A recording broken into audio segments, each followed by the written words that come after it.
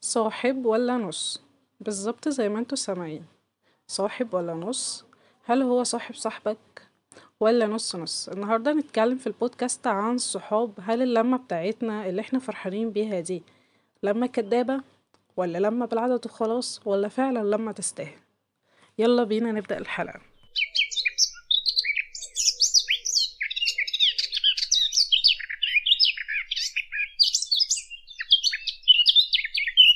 ازيكم؟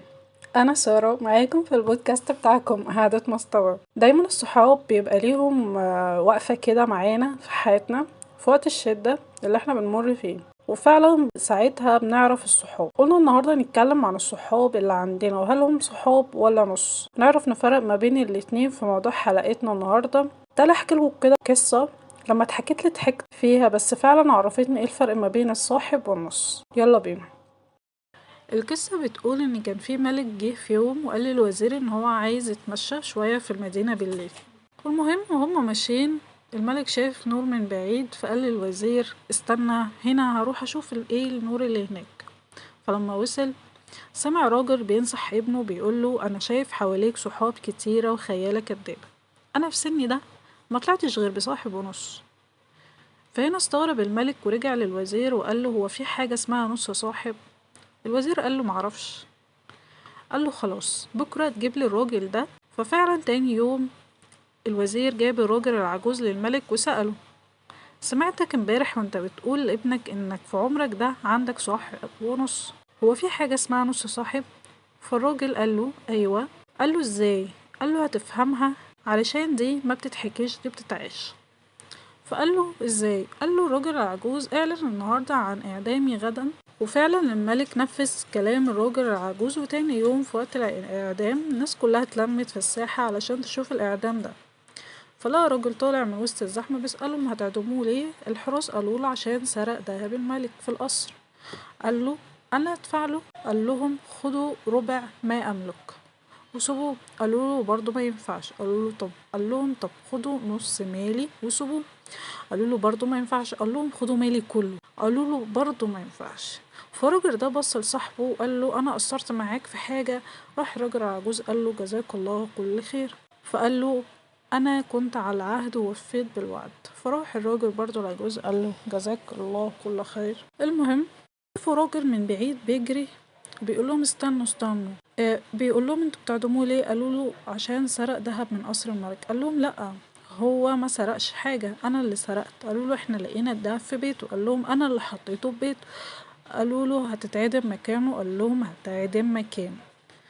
الوقت ده الراجل العجوز شاور الملك علشان يوقف الإعدام، فالملك وقف الإعدام وراح له قال له فهمت أيها الملك؟ قال له ما فهمتش حاجة. قال له نص الصاحب اللي كان عنده استعداد يضحي بماله كله في سبيل إنقاذ صاحبه، إنما الصاحب ده اللي كان عنده استعداد يضحي بكل ما يملك حتى حياته في سبيل إنقاذ صاحبه. ومن هنا كل واحد يسأل نفسه عندنا كام صاحب وعندنا كام نص صاحب. الصحاب أنواع. هتلاقي صحاب معاك ودايسين في كل حاجة انت عايز تعملها. يعني هتلاقي صاحب بيرد غيبتك وبيدافع عنك في غيبتك، وقت ما بتكون واقع في مشكلة تلاقيه واقف سداد ليك. عكس التاني اللي هو النص، اللي هو هيقابلك وقت ما يكون هو فاضي، او اما يكون عايز يقابلك، او لما تقع في مشكلة غالبا مش بتلاقيه، بيبقى مشغول. موقفه معاك بتعدى على الصوابع. عشان كده بلاش اللمة الكتيرة، اقعد مع نفسك وفلتر اصحابك. مش بالعدد والله، العدد الكبير خداع، انما العدد الصغير احسن بكتير من عدد الصحاب الكتار اللي ما بيقفوش معاك. اما العدد الصغير اللي يتعدى على الصوابع ده فعلا مكسب للشخص في الحياة.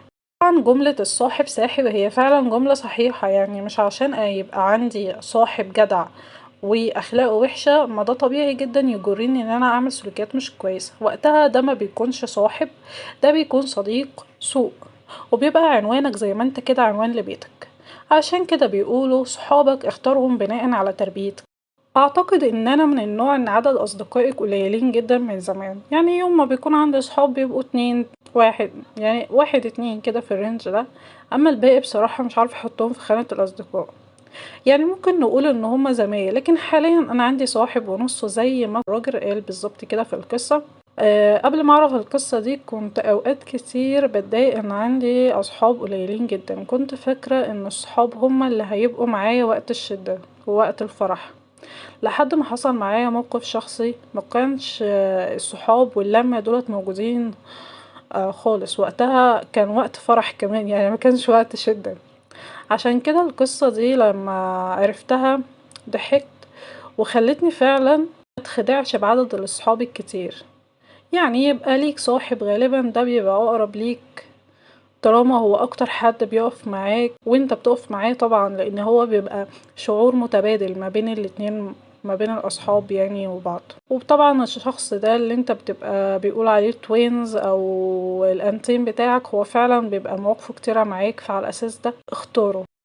أخيرا أحب أقولك، اقعد مع نفسك، امسك ورقة وقلم، فكر واكتب كل الأسماء اللي حواليك من صحابك. عايزاك تتخيل موقف كده شدة من وحي خيالك، وعلم علامة صح قدام كل اسم من صحابك. انت متأكد ان الشخص ده هيقف معاك في الوقت الشدة ده؟ انا متأكدة انه هيطلع 2 3 من اللمة دي كلهم ان هما اللي هيقفوا معاك، علشان دولت هما برضو نفس الناس اللي يقفوا معاك في مواقفك الشدة الحقيقية. لازم نعرف نصنف اصحابنا علشان ما نبقاش متعشمين في حد وفي الاخر خالص نبقى متضايقين. ده هيوفر علينا وقت كبير ومشاعر سلبية كتيرة بتحصل لنا في مواقف شدة، وبنكون ساعتها عشمانين ان الناس دي هتقف معانا وفعلا ما بيقفوش معانا. عادي جدا لو احنا ما عندناش صحاب. ممكن لو انت متجوز او انت متجوزة ممكن جوزك ده يبقى صديق ليكي، او هي تبقى صديقة ليك. ممكن طبعا مامتك او باباك يبقوا اصحابك، وممكن اخواتك يبقوا اصحاب. محدش معندوش اصحاب خالص. المهم نتعلم ان احنا ما نتعشمش في صحابنا او ما نتخدعش من اللمة الكبيرة اللي حوالينا. المهم برضو ان نبقى عندنا حتى لو عدد صغير من الصحاب، بس متأكدين ان دولت هم مصدر راحتنا وفرحتنا ودعمنا في الحياة. اتمنى فعلا الحلقة تكون مفيدة ليكم النهاردة. بشكر كل الناس اللي دخلت وكلمتني وادتني تعليقات ونصايح عشان خلي البودكاست حلو ومفيد. اتمنى ليكم يوم حلو ورايق واصحاب بيدعموكم في حياتكم. سلام، استنوني في الحلقة الجاية.